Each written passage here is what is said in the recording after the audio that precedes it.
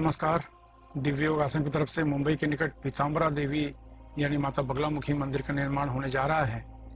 आपसे सहयोग की अपेक्षा रखते हैं। अगर आप सहयोग करना चाहते हैं तो आप बैंक ट्रांसफर, पेटीएम या यूपीआई के द्वारा दान कर सकते हैं और यह दान इनकम टैक्स के आयकर धारा एटीजी के अंतर्गत टैक्स में छूट का लाभ भी ले सकते हैं। इसके बारे में अधिक जानकारी नीचे डिस्क्रिप्शन में दी गई है। इसके अलावा मुंबई के निकट वज्रेश्वरी में 2 दिन का गजेंद्र मोक्ष साधना होने जा रही है। इसमें 1.25 लाख मंत्र से लेकर 5 लाख मंत्र का विशिष्ट अनुष्ठान मुद्रा के साथ होगा। यह साधना उन लोगों के लिए बहुत जरूरी है जो कर्ज में डूबे हों, व्यापार में नुकसान हो रहा हो, तरक्की रुकी हो, आर्थिक समस्या आ रही हो, हर क्षेत्र में बाधाएं आ रही हों, धन का नुकसान हो रहा हो। ऐसे लोगों को गजेंद्र मोक्ष साधना अवश्य करनी चाहिए। अगर आप इस साधना में प्रत्यक्ष आकर सीखना चाहते हैं तो नीचे डिस्क्रिप्शन में लिंक दिया गया है, वहां से इस साधना में भाग लेने के लिए फॉर्म भर सकते हैं। नमस्कार, दिव्य योगासन की तरफ से आपका हार्दिक स्वागत है। आज हम साधना के बीच में आने वाली डरावने अनुभव की चर्चा करेंगे। बहुत से साधकों का कहना है कि जब वो साधना करते हैं तो अजीब से अनुभव होते हैं, डरावने अनुभव होते हैं। तो क्या किया जाए? साधना छोड़ने की इच्छा पैदा हो जाती है, डर लगता है, साधना करने से डर लगता है। क्या किया जाए? ये एक ऐसा प्रश्न है जो आमतौर पर साधक के मन में आता रहता है और वो इस तरह की परिस्थितियों का सामना करते रहते हैं। बहुत से ऐसे साधक हैं जो साधना के दौरान ही अपना अभ्यास बीच में छोड़ देते हैं। इस तरह के अनुभव, डरावने अनुभव आने के बाद उनको लगता है कि कुछ शायद गलत हो गया है मेरे से, डर के मारे छोड़ते हैं। और यहाँ समस्या ये आती है, डर के मारे साधना छोड़ने से समस्याएं और बढ़ जाती है। ये नियम होता है, एक बार साधना करें तो उसे बीच में न छोड़ें। अब आपके जो प्रश्न है कि साधना के दौरान जो डरावने अनुभव आते हैं उनका क्या किया जाए, तो यहाँ एक बात याद रखें। पहली बात तो कुछ लोग ऐसे आपको मिलेंगे जो साधना करते हैं, उनको जीवन में कुछ भी अनुभव नहीं आता, न नेगेटिव अनुभव आता है न पॉजिटिव अनुभव आता है।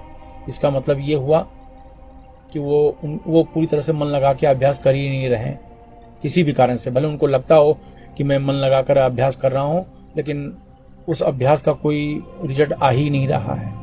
लेकिन आप थोड़ा सा भी मन लगा कर अभ्यास करेंगे तो आपको चाहे डरावने अनुभव हों या सात्विक तरीके के अनुभव हों, ये मिलने शुरू हो जाएंगे। क्या होता है, जब आप साधना काल में साधना कर रहे होते हैं, मंत्र का जाप कर रहे होते हैं, तो आपकी बॉडी सेंसिटिव हो जाती है। आपके हाथ, पैर, आंखें, ये जो क्षमता है, आपकी इंद्रियां जिसे हम कहते हैं, ये बहुत सेंसिटिव हो जाती हैं। आपकी सूंघने की क्षमता बढ़ जाती है, महसूस करने की क्षमता बढ़ जाती है, अनुभव करने की क्षमता बढ़ जाती है। एक हल्का सा हवा का झोंका भी आपके रूम में आ जाए तो आपकी बॉडी उसे कैच कर लेती है, रोए खड़े हो जाते हैं। हल्की सी भी आवाज़ अगर आपके कमरे में आ जाए, कहीं दूर से भी हो जाए, तो आपके कान उसे कैच कर लेते हैं। आपका पूरा शरीर सेंसिटिव होने की वजह से हल्की सी भी हल्की ध्वनि हो, आपका शरीर उसे कैच कर लेता है। तो इस कारण से जब आप साधना के दौरान अपने ऊंचे शिखर पर होते हैं, यानी साधना में जब आपका लगातार चालू है, तो जब से एक कंपन पैदा होता है, वो कंपन आपके शरीर में ब्लड सर्कुलेशन तेजी से बढ़ाने का कार्य करता है, शरीर में गर्मी बढ़ती है।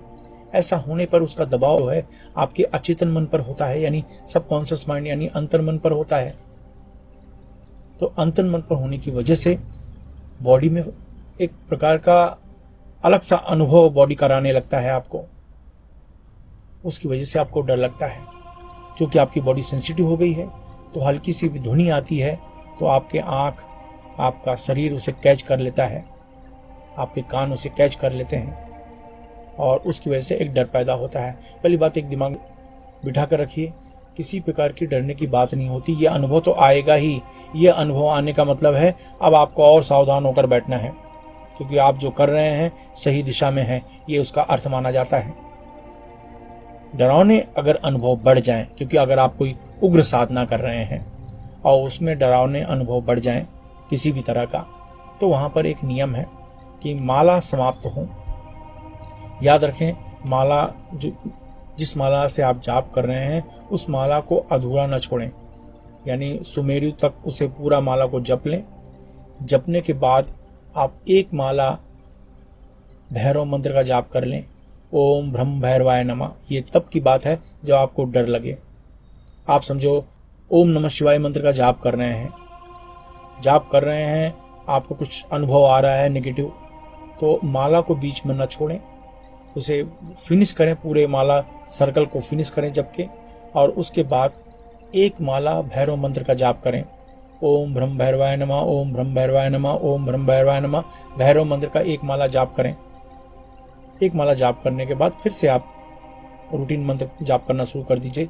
आप देखेंगे कि जो डर है वो कम होता चला जा रहा है, आपके मन से, मस्तिष्क से, हृदय से कम होता चला जा रहा है। अब यहाँ पर दूसरा कारण है, और कुछ उथल पुथल आपके कमरे में हो रही है। अगर साधना के दौरान ऐसा होता है, कभी कभी कुछ लोग ये अनुभव करते हैं कि कुछ उथल पुथल हो रहा है या इस तरह के अनुभव आ रहे हैं, तो यहाँ पर ये होता है, माला आप पूरा समाप्त करें। माला समाप्त करने के बाद आम की लकड़ी ले लें। आम की लकड़ी या नीम की लकड़ी, ये दो में से कोई भी एक लकड़ी की जरूरत पड़ेगी। अगर नीम की लकड़ी हो तो ज़्यादा अच्छा है। तो नीम की लकड़ी कम से कम 1 फुट की कम से कम होनी चाहिए, और वो नीम की लकड़ी को राई के तेल में डुबाकर, नीम की लकड़ी को राई के तेल में डुबा दीजिए, और अपने 3 फुट दायरे से उसको एक घेरा बना लीजिए।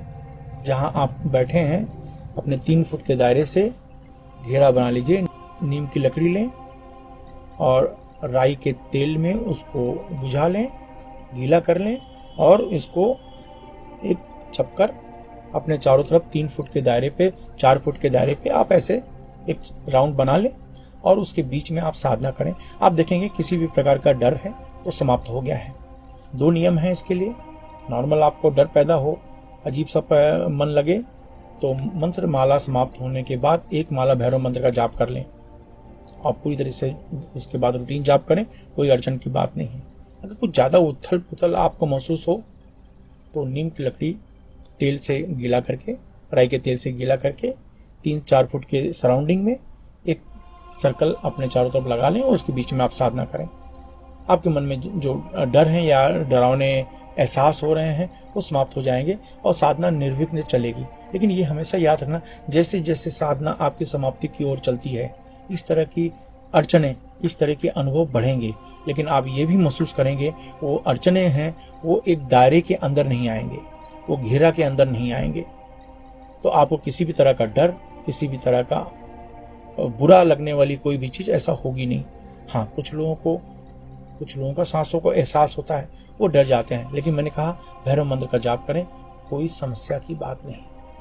ये जो पद्धति बताई है, एक माला भैरव मंत्र, या दूसरी पद्धति में नीम की लकड़ी से राई की तेल में गीला करके एक सर्कल आप लगा लो अपने चारों तरफ, एक सुरक्षा हो जाती है, इससे आपको लाभ मिलता है। ये वो पद्धतियां हैं कि आप साधना में इससे सफलता आपको मिलती है। आशा है ये विधि आपके जीवन में काम आएगी। धन्यवाद।